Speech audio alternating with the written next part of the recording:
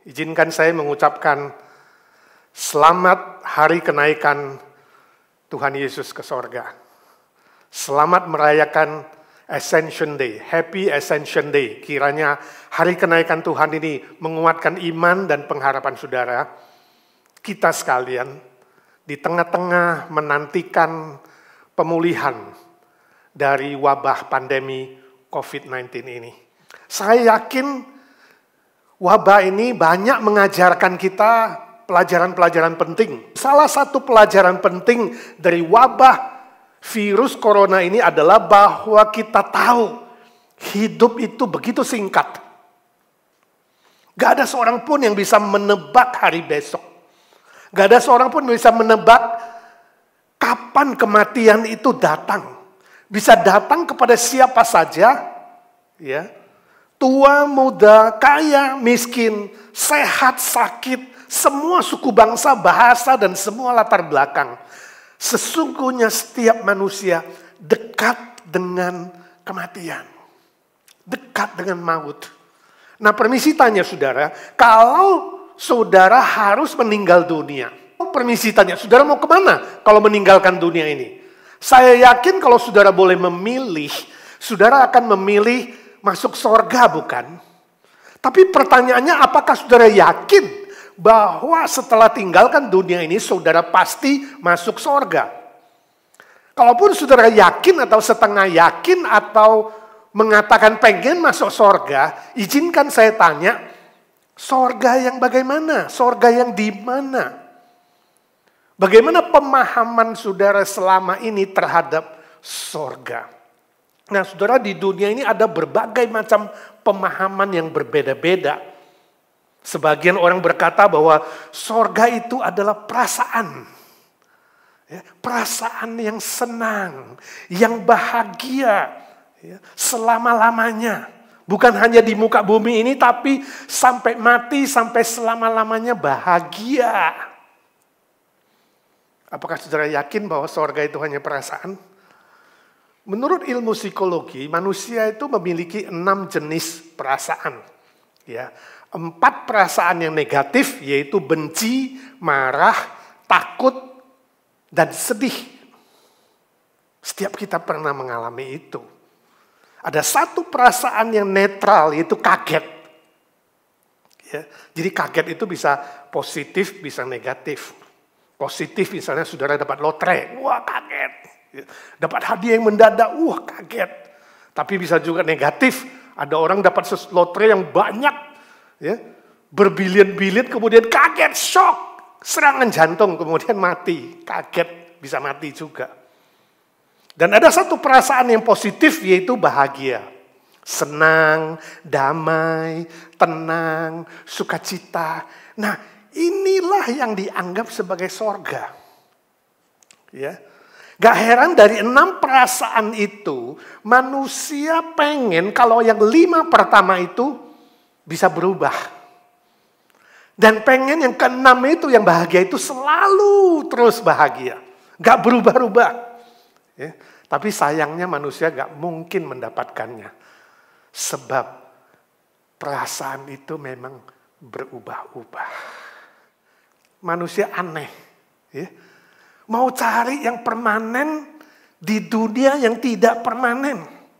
Manusia ingin cari bahagia dengan hal-hal yang sementara. Cari uang, cari kuasa, cari nama, cari kenikmatan, cari kesenangan. Ya.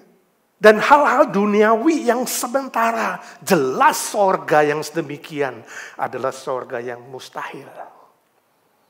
Nah, ada juga yang berkata bahwa sorga itu adalah sebuah keadaan.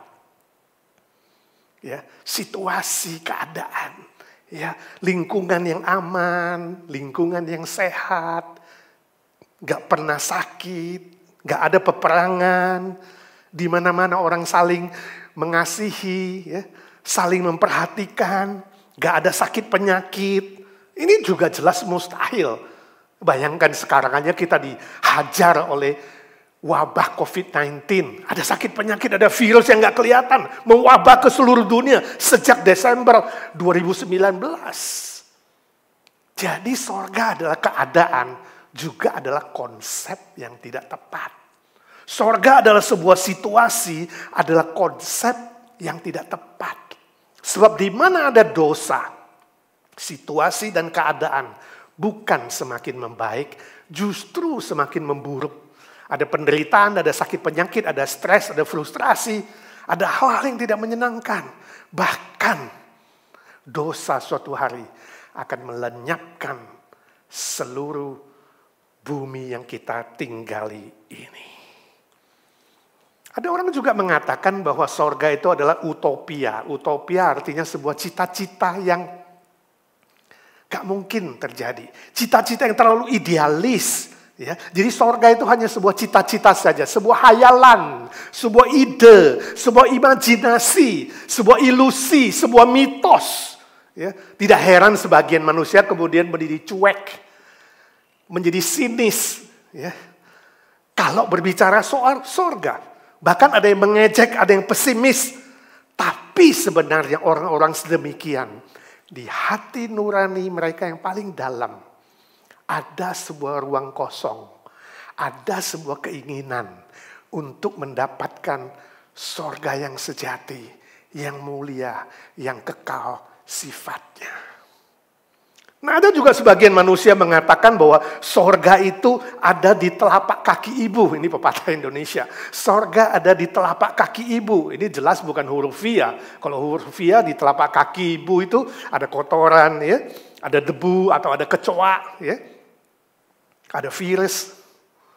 Tapi maksudnya adalah bahwa ketika seseorang bersimpuh di kaki ibunya, ketika seseorang dekat di hadapan ibunya, dipeluk, disayang, dipelihara, didoakan, direstui, diberkati, itulah sorga. Mama yang dekat dengan anak, mama yang menjaga, memelihara, dan membesarkan anak, itulah sorga. Memang saudara, relasi orang tua dan anak yang indah dan menyenangkan itu, dan harmonis itu mirip sebuah sorga, bukan? Tapi sekali lagi, itu hanya sementara saja. Hubungan manusia itu tetap sementara saja, tidak bersifat kekal. Nah saudaraku, saya tidak tahu hari ini saudara memiliki konsep sorga seperti apa. Tapi sekali lagi apa yang saya jelaskan di atas tadi adalah teori dan konsep manusia yang bersifat sementara. Sebab itu satu-satunya cara untuk mengenal sorga yang benar, satu-satunya cara untuk mengenal sorga yang sejati adalah melalui pribadi Yesus Kristus. Kenapa demikian? Sebab hanya pribadi Yesus Kristus yang tidak pernah berdosa dan bersalah satu kali pun. Tidak ada catatan sejarahnya sampai detik ini. Sebab hanya pribadi Yesus Kristus yang mengklaim dirinya datang dari sorga dan akan kembali ke sorga. Semua manusia datang dari bumi dan kembali ke bumi. Hanya Kristus yang datang dari sorga dan kemudian dia akan kembali ke sorga. Hanya Yesus Kristus yang pernah mati di atas kayu salib, menanggung dosa manusia, dan 3 hari kemudian dia bangkit kembali. Gak ada tokoh yang lain. Dan hanya Yesus Kristus setelah 40 hari menampakkan diri di muka bumi ini. Jadi bukan ilusi, bukan teori, bukan mitos, bukan mimpi, bukan halusinasi, tapi fakta sejarah. Setelah 40 hari menampakkan diri, Yesus Kristus naik ke sorga. Terangkat ke sorga, disaksikan oleh ratusan manusia, dan itu dicatat dalam sejarah secara historis. Ada ribuan juta manusia yang percaya kepada Kristus dan mengikuti dia. Yang rela hidup bagi Kristus. Yang rela mengabarkan keselamatan di dalam Yesus Kristus. Bahkan rela mati untuk Yesus Kristus yang pernah mati, bangkit, dan naik ke sorga. Setiap tahun saudaraku, ya, setiap tahun ada ratusan juta manusia, termasuk kita hari ini, merayakan hari kenaikan Tuhan Yesus ke sorga sejak abad pertama. Dan berita kenaikan itu sampai hari ini masih relevan. Memberikan pengharapan yang sejati. Memberikan jaminan hidup kekal yang sejati. Karena dia sungguh-sungguh, Yesus Kristus sungguh-sungguh adalah Tuhan Allah yang datang dari sorga dan akhirnya kembali ke sorga. Saudaraku, kenaikan Tuhan Yesus ke sorga membuktikan bahwa sorga itu nyata. Bukan mitos, bukan kata orang, bukan perasaan, bukan keadaan, bukan teori manusia, tapi sesuatu yang nyata, yang real. Kenaikan Tuhan Yesus ke sorga membuktikan semua itu. Mari saya ajak kita membaca Alkitab di dalam Injil Yohanes pasal ke-14 ayat 1 sampai ayat yang ke-6. Injil Yohanes pasal 14 ayat 1 sampai ayat yang ke-6. Demikian firman Tuhan. Janganlah gelisah hatimu. Percayalah kepada Allah, percayalah juga kepadaku. Ini kata Tuhan Yesus. Di rumah Bapakku banyak tempat tinggal. Jika tidak demikian, tentu aku mengatakannya kepadamu. Sebab aku pergi ke situ untuk menyediakan tempat bagimu. Ayat 3. Dan apabila aku telah pergi ke situ dan telah menyediakan tempat bagimu, aku akan datang kembali dan membawa kamu ke tempatku. Supaya di tempat di mana aku berada, kamu pun berada. Ayat 4. Dan kemana aku pergi, kamu tahu jalan ke situ. Ayat 5, kata Thomas kepadanya, Tuhan, kami tidak tahu kemana engkau pergi. Jadi bagaimana kami tahu jalan ke situ? Ayat 6, kata Yesus kepadanya, Akulah jalan dan kebenaran dan hidup. Tidak ada seorang pun yang datang kepada Bapa kalau tidak melalui aku. Nah, jelas sekali di sini Tuhan Yesus berkata bahwa sorga itu adalah tempat tinggal Bapa di sorga. Jadi sebuah tempat, yaitu rumah Bapa di sorga. Bukan perasaan, bukan keadaan, bukan teori, bukan konsep, bukan sesuatu yang abstrak. Tapi sesuatu yang real, yang nyata, yang konkret. Rumah, tempat tinggal Allah Bapa, Sang Pencipta langit dan bumi. Suatu kali ada seorang bapak ceritakan kesaksian tentang cucu dari temannya. Cucu temannya ini usia cuma 5 tahun. Tapi pinter sekali. Suatu hari ketika malam-malam mereka lihat-lihat di luar rumah, pas langit cerah dan banyak bintang-bintang di sana, menikmati bintang-bintang di langit, tiba-tiba cucunya yang 5 tahun itu berkata, lihat, itu rumah Allah Sang Pencipta di sorga, Bapa yang di sorga. Lihat, itu lampu-lampunya semua menyala. Lucu ya ini. Ya, tapi perkataan anak ini yang polos. Ya, keyakinan anak yang 5 tahun yang polos ini ada betulnya. Bahwa sorga adalah rumah Bapa di sorga. Rumah Sang Pencipta. Indah sekali bukan? Sesuatu yang menghibur dan menguatkan. Tuhan Yesus bilang, rumah Bapakku banyak tempat. Artinya tidak terbatas. Tidak terbatas orang yang bisa ke sorga. Ya. Gak bisa dihitung jumlahnya, kata firman Tuhan.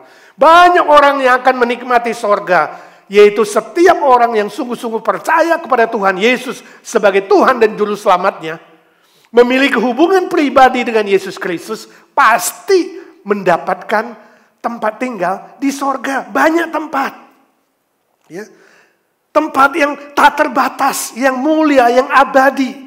Di sorga yang sejati tidak ada sakit penyakit, tidak ada kesusahan, tidak ada stres, tidak ada frustrasi, tidak ada kesedihan, tidak ada air mata, tidak ada kematian. Tetapi kebahagiaan, sukacita yang kekal selama-lamanya. Yang permanen. Yang selama-lamanya. Sebab itu jika saudara ingin mendapatkan sorga yang mulia dan abadi, saudara harus datang melalui Yesus Kristus yang juga kekal dan abadi. Yang datang dari sorga dan kembali ke sorga. Ayat pertama Yesus berkata, jangan takut. Jangan gelisah. Percayalah kepada Allah Bapa dan percayalah kepadaku. Ini penting, ini syaratnya. Kristus Yesus adalah juru selamat, Sang Firman Allah yang diutus ke dunia ini. Untuk menyelesaikan dosa manusia yang menghalangi manusia ke sorga. Itu sebabnya syarat untuk mendapatkan sorga adalah percaya kepada Bapa.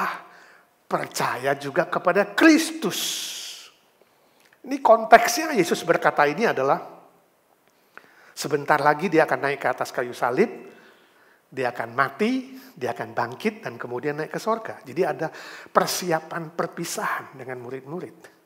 Perpisahan membuat orang sedih, kecewa, gelisah, susah. Itu sebabnya Yesus menghibur. Ya, jangan kamu gelisah, jangan takut, jangan sedih. Percaya kepada Bapa, percaya kepadaku. Tapi salah satu murid Yesus yang bernama Thomas, dia ragu-ragu, dia pesimis, dia cuek. Ya, dia takut, dia gelisah. Itu sebabnya ayat 4 dan 5. Dia bilang, aku tidak tahu jalannya, kami tidak tahu jalannya ke situ. Bagaimana kami bisa ke situ? Padahal sebelum-belumnya Yesus sudah mengajarkan murid-murid. Di Yohanes 7 ayat 33 misalnya. Dia sudah memberitahu murid-murid. Suatu hari dia akan kembali ke rumah Bapa. Dia akan meninggalkan mereka.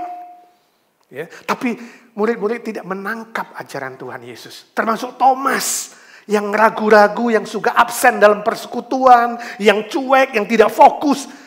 Dia tidak menangkap ajaran ini. Sebab itu dia katakan, kami tidak tahu jalannya. Lalu Yesus menjawab di ayat ke-6. Yesus jawab, akulah jalan. Akulah kebenaran dan akulah hidup. Tidak ada seorang pun yang pergi ke rumah Bapa di sorga. Kecuali melalui aku. Wow. Ini sebuah pengumuman yang hebat sekali. Proklamasi kealahan Yesus Kristus. Ya, ini perkataan absolut. Yang asli, yang orisinil, yang tidak pernah diucapkan oleh siapapun sebelum dan sesudah Yesus. Yesus katakan yang pertama, akulah jalan. Kamu tidak tahu jalan, kata Thomas. Akulah jalan, kata Tuhan Yesus. Manusia di dunia pada umumnya cari jalan. Agama-agama di dunia mengajarkan manusia untuk mendapatkan jalan. Contohnya, misalnya ada agama yang mengatakan, ya Tuhan Allah tunjukkanlah kepada kami jalan yang benar. Ada juga agama yang mengatakan, berikanlah kami jalan yang lurus. Tapi Alkitab mengatakan sayang ujungnya menuju maut. Pencetus agama Taoisme, Lao Tse misalnya, mengatakan jalan yang benar itu bukan jalan dari dunia. Ini Lao Tse seorang guru moral yang sangat hebat. Ya.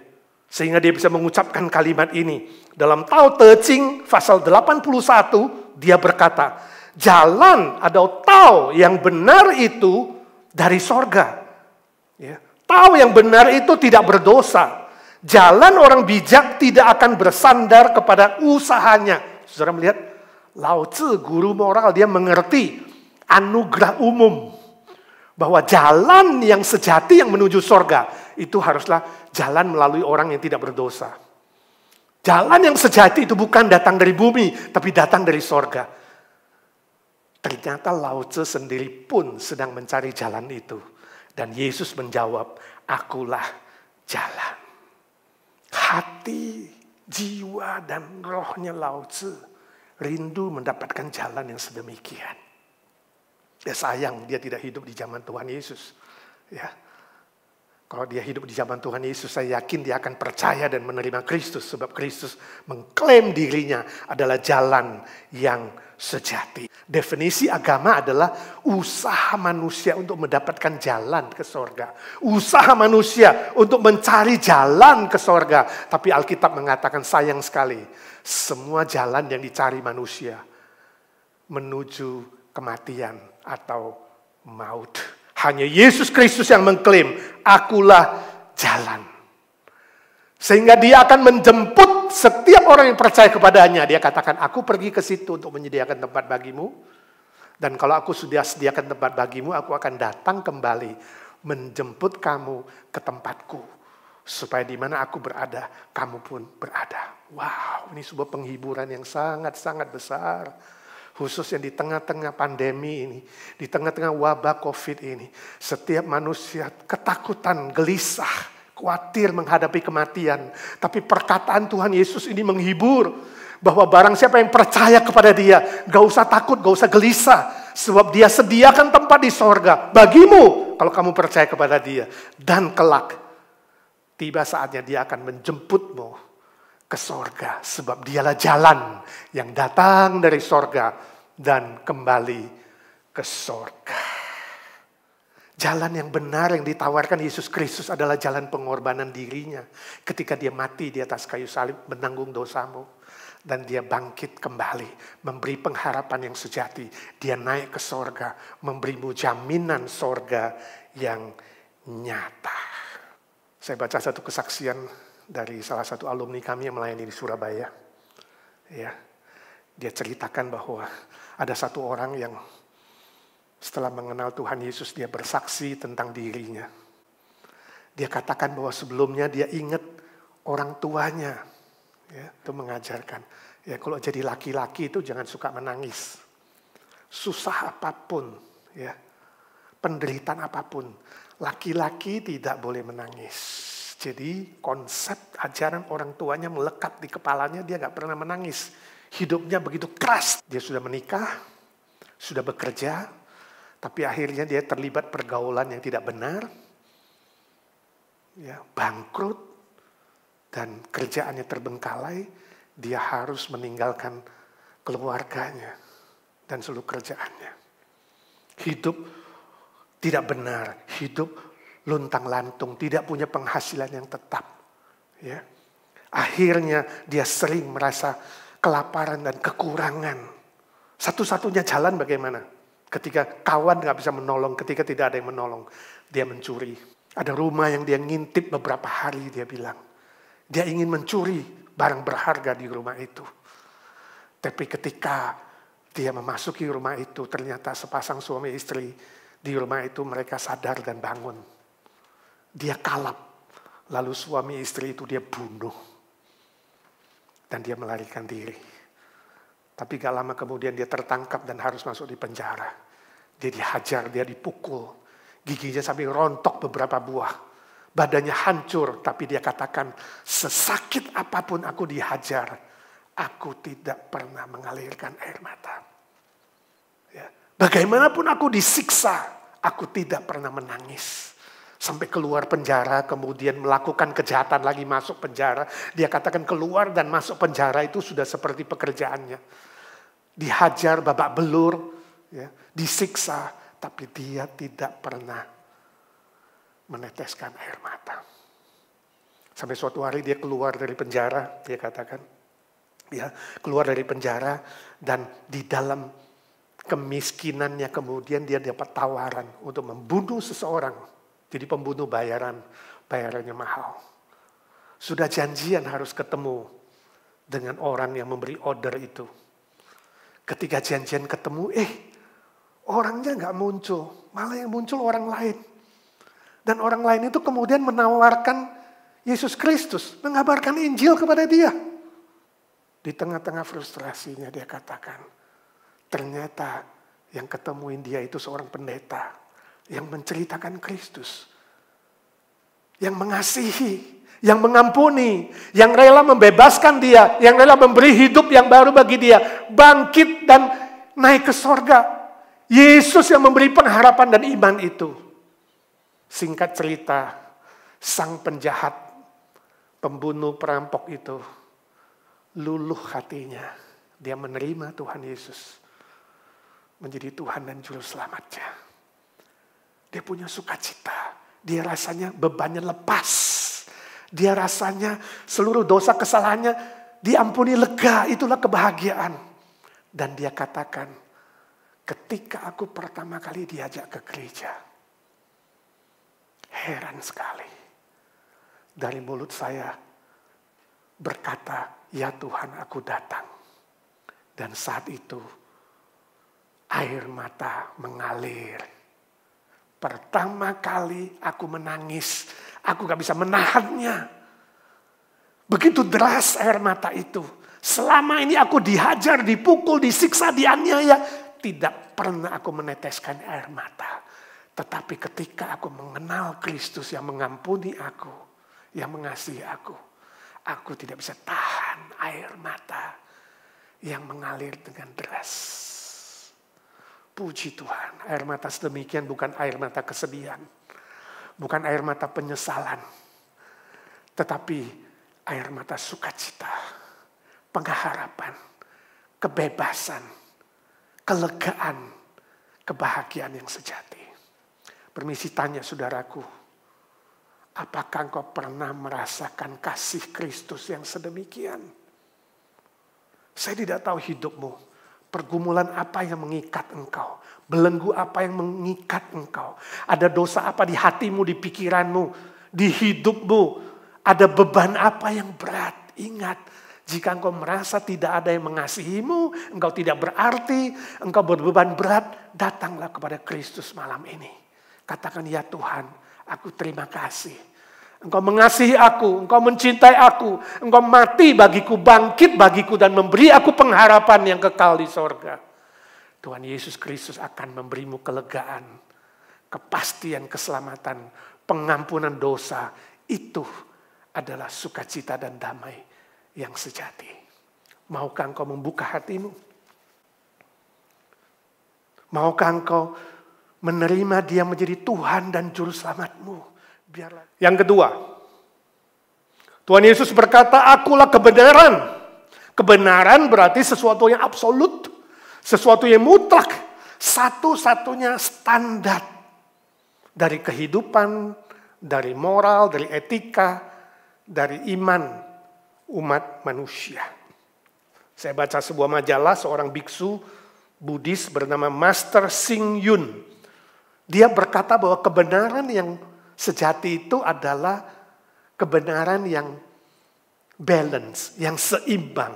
Ya. Jalan tengah dia katakan. Jalan tengah. Tidak ekstrim kiri atau tidak ekstrim kanan, tapi jalan tengah. Ya. Tidak positif, tidak negatif, tapi netral. Jalan yang seimbang. Seimbang antara yin dan yang. Ya. Panas dan dingin. Gelap dan terang. Baik dan buruk, itulah kebenaran. Jalan tengah. Ya. Saudaraku, ajaran ini bisa menjerumuskan manusia jatuh ke dalam kebenaran yang bersifat relatif dan subjektif. Hati-hati sekali. Ya. Ini jelas bukan kebenaran yang sejati. Karena kebenaran yang sejati harus bersifat absolut. Ya. Mutlak. Ya, bukan relatif. Ya. Manusia masa kini pada umumnya salah satu ciri khasnya adalah pluralisme. Ajaran pluralisme ini menolak semua kebenaran yang absolut. Kebenaran itu tidak absolut, relatif. Tergantung siapa yang bilang, tergantung situasi. Ya. Saya oke, kamu oke. Saya benar, kamu pun benar. Saya tidak ganggu kamu, kamu tidak ganggu saya. Jangan singgung-singgung saya juga gak menyinggung kamu. Ya, jangan saling mengganggu, semuanya benar. Kebenaran itu tergantung situasi, jadi relatif. Ya, kalau situasinya mendesak, situasinya emergency, ya, bisa mencelakai diri atau membahayakan diri, kamu boleh melakukan sesuatu yang melanggar hukum bila perlu. Ya. Karena demi kebenaran, demi suara terbanyak, demi membela diri. Oh, saudara, ini sangat berbahaya. Misalnya, ya, praktek aborsi, ya, perceraian, homoseksualisme, poligami, perzinahan, dan dosa-dosa lainnya, itu tergantung situasi. Ya. Tergantung pribadi masing-masing. Sebab apa? Sebab di zaman pluralisme ini dosa tidak disebut lagi dengan dosa. Tapi dosa disebut dengan privacy, ya, selera, ya, masalah pribadi. Bukan masalah umum, bukan masalah orang lain, masalah pribadi. Bahaya sekali. Bila kebenaran itu menjadi relatif, bila kebenaran itu menjadi subjektif, manusia bisa mengalahkan dirinya, menganggap dirinya adalah Allah. Bermain diri sebagai Allah yang menentukan kebenaran menurut dirinya sendiri. Ukuran dirinya sendiri. Hati-hati saudara, ini sangat berbahaya. Kelak perang dunia ketiga kalau terjadi, itu adalah perang yang terakhir. Di mana manusia masing-masing, ya, mungkin bangsa dan negara akan saling membinasakan satu dengan yang lainnya. Demi kebenaran pribadi. Habis perang itu saya yakin kiamat Yesus Kristus akan datang kedua kali sebagai hakim, segala hakim terhadap umat manusia. Dia akan menyatakan kebenarannya dan keadilannya.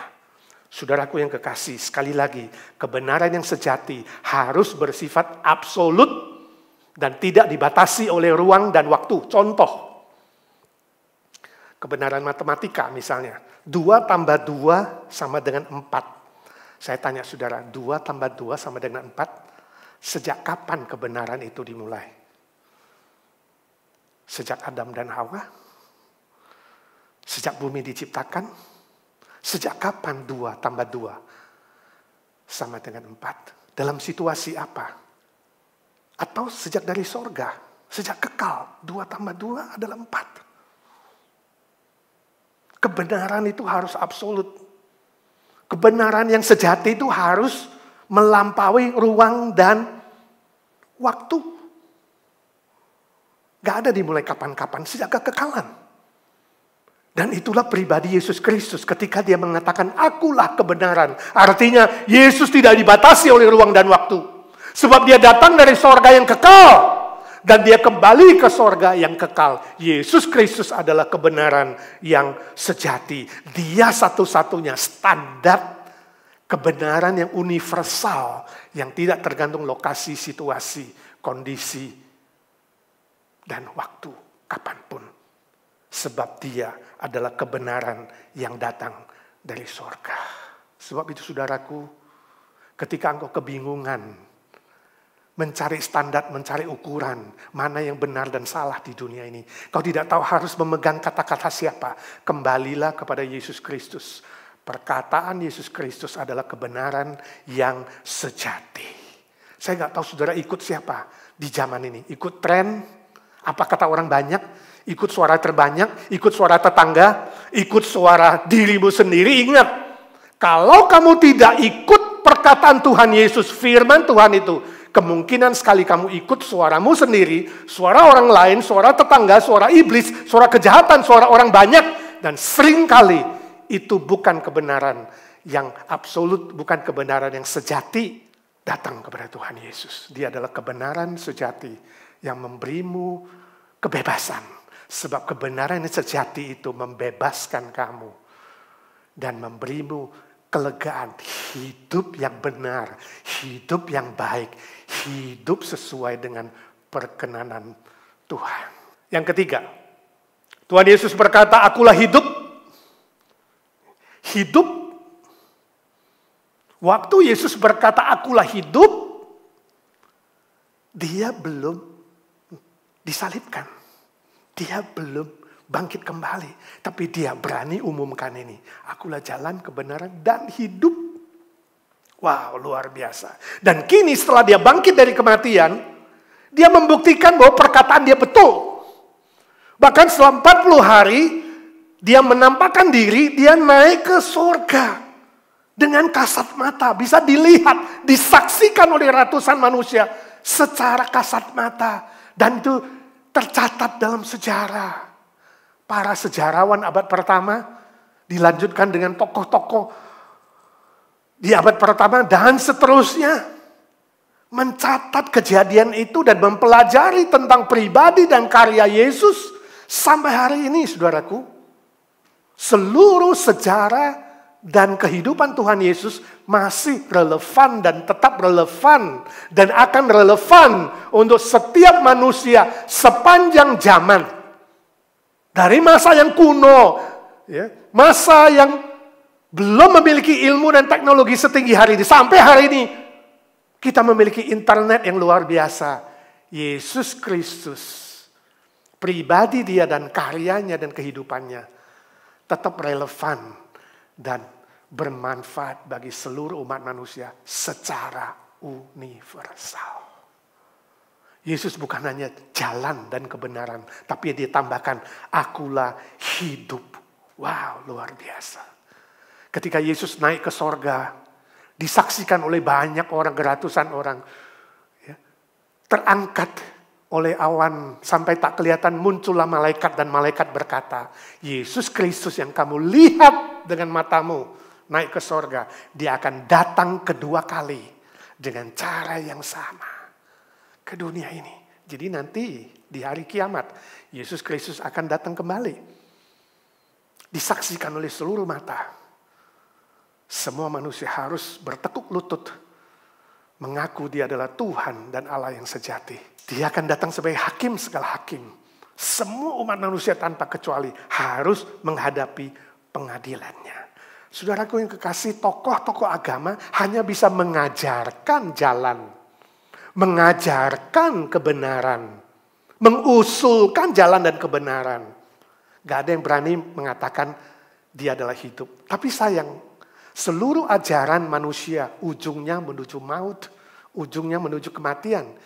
Saya baca cerita di Filipina, katanya ada ajaran sesat. Ya.